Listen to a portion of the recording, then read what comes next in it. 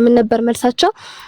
እናትህ በህይወት አለች ወይ ብለው ይጠይቁታል። ከዛ ይህ ሰው አዎ አለ። ናም አለ። የአላህ መልእክተኛ ምን ብለው መለሱ? ኢርጂዕ ፈቢራሃ ተመለስና ለሷ መልካም ዋልላት፣ ለሷ በጎ ዋልላት፣ ይህ ላንተ ከጂሃድ የተሻለ ጂሃድ ነው ብለው ይነግሩታል ማለት ነው። ከዛ ግን ይህ ሰው አሁንም አላስቻለውም። ከናንተ ጋር ወጥቼ ጂሃድ አድርጊ በአላህ መንገድ ታግዬ ሸሂድ ሆኜ መሞት ነው ብሎ በድጋሚ አሁንም ይጠይቃቸዋል። የአላህ መልእክተኛ ግን አሁንም መልሳቸው ያንኑ ነበር የደገሙት። እናትህ ጋር ሂድና ለሷ መልካም ዋልላት ሲሉ ይነግሩታል ማለት ነው። ከዛ በኋላ ይሰ አሁን መልሰው ለሶስተኛ ጊዜ መጥቶ ይጠይቃቸዋል ማለት ነው። የአላህ መልእክተኛ ሶስተኛ ላይ ምን የሚል መልስ ነበር የሰጡት? ተመለስ ወይ ሀከልዘም ርጅለሃ ፈተመል ጀና እሷ ጋር ሂድ፣ ለሷ መልካምን በጎን ዋል፣ የጀነትን ቁልፍ ከሷ እግር ስር ታገኛለህ፣ ጀነትን በሷ እግር ስር ታገኛለህ። ወይም ደግሞ አልቲሜት ጎላችን አሁን እኛ ሙስሊሞች እዚህ ምድር ላይ ጀነት መግባት ነው አይደለ? ስለዚህ ጀነት ለመግባት ጂሃድን የሚያክል ነገር እንኳን ከሱ በላይ ዋጋ ከፍለንበት የጀነት መግቢያ ሰበባችን ሊሆን የሚችለው ማን ነው ማለት ነው?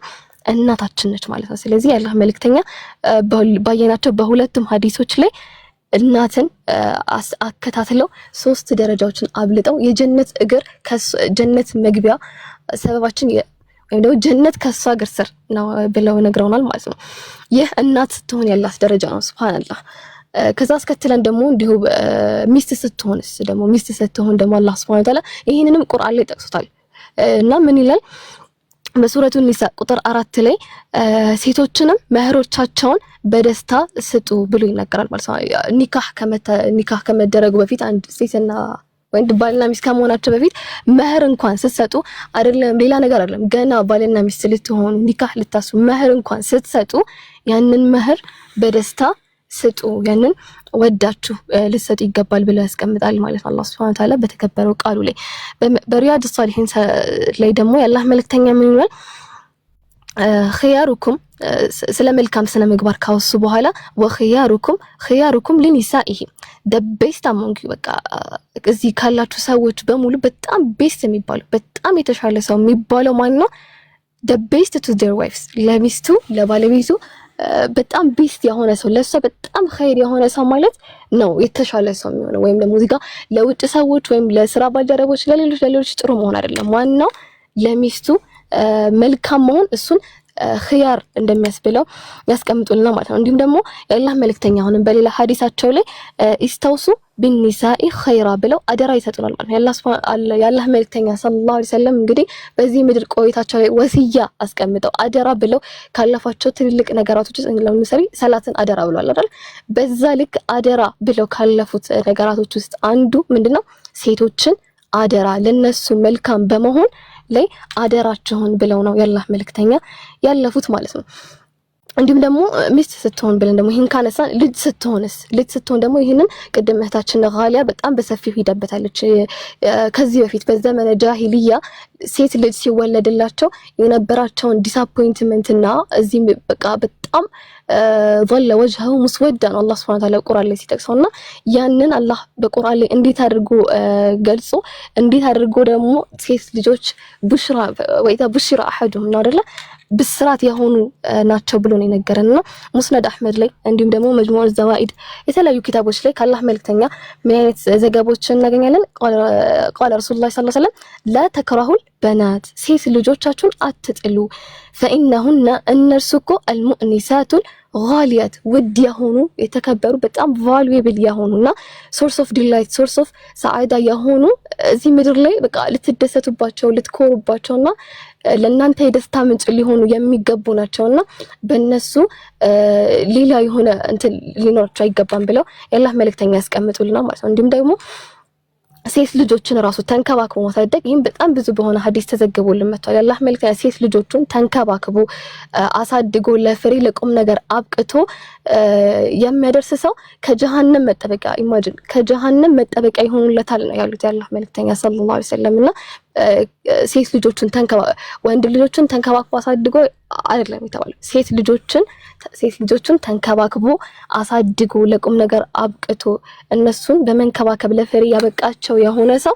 ከጀሃነም መጠበቂያ ይሆንለታል። እንዲሁም ደግሞ በጀነት ውስጥ ደግሞ he will enter paradise like this too ብለን ቅድም ባየነው ሐዲስ ላይ ጀነት መግቢያ ሰበብ ይሆናል ብለው የአላህ መልእክተኛ በጣም ብዙ ሰፊ የሆኑ ሐዲሳቶችን አንሳል።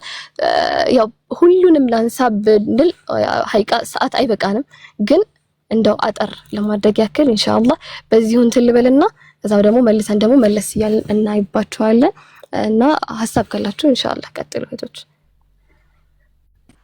ባረከላሁ ፊኪ እህት ሳቢና ማሻአላህ ተባረከ ረህማን። ይህ እየተከታተላችሁ ያላችሁት በኢርሻድ አባላት የሆኑ በሴቶች የሚቀርብላችሁን ፕሮግራም ነው። ማሻአላህ ተባረከ ረህማን ብዙ እውቀቶችን እየጨበጣችሁ እንደሆነ ተስፋ እናደርጋለን። ጥያቄ ካላችሁ መጨረሻ ላይ ትቀጥላላችሁ።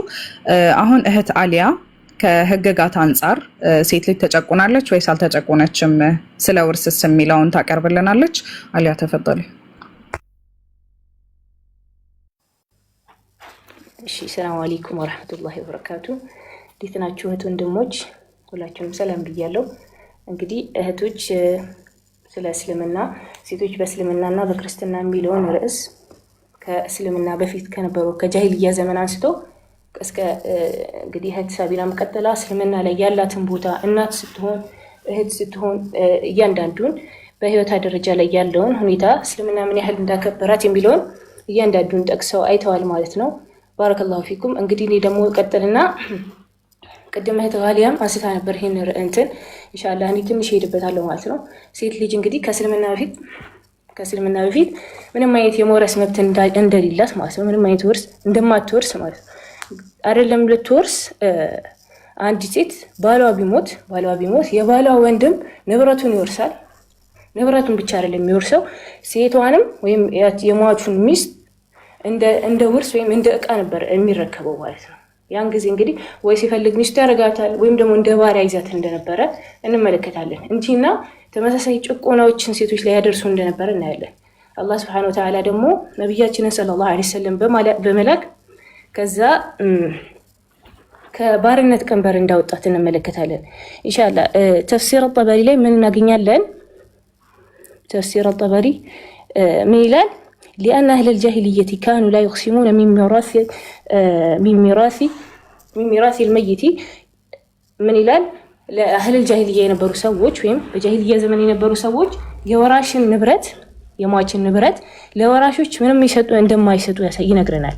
ممن كان لا يلاقي العدو ولا يقاتل في الحروب ምንም አይነት ዘመቻን የማይወጡ ወይም ከጠላት ጋር የማይዋጉ የሆኑትን አካላቶች ምንም አይነት من صغار ولده ለጣናቶቹ ማለት ነው ምንም አይነት ንብረትን አይሰጡም ነበር። ለና ቀጥሎ ሚላል ولا للنساء منهم ለሴቶቻቸው ምንም አይነት ውርስን አይሰጡም ነበር በማለት ይገልጽልናል ማለት ነው። እንግዲህ ሴት ልጅ ምንም አይነት የውርስን ንብረት እንደማይሰጧት እንመለከታለን።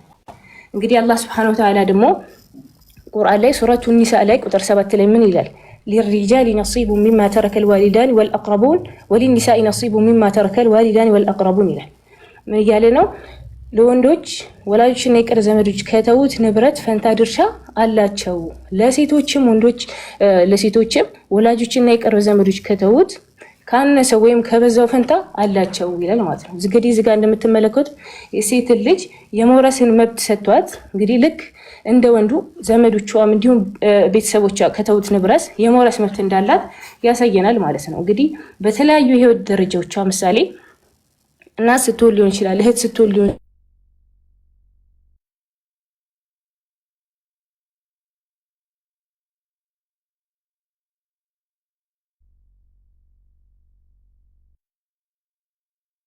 አሊያ እየተሰማሽ እኔ ጋር ብቻ ነው የማይሰማኝ ወይስ ሁላችሁም ጋር ተቆርጣለች?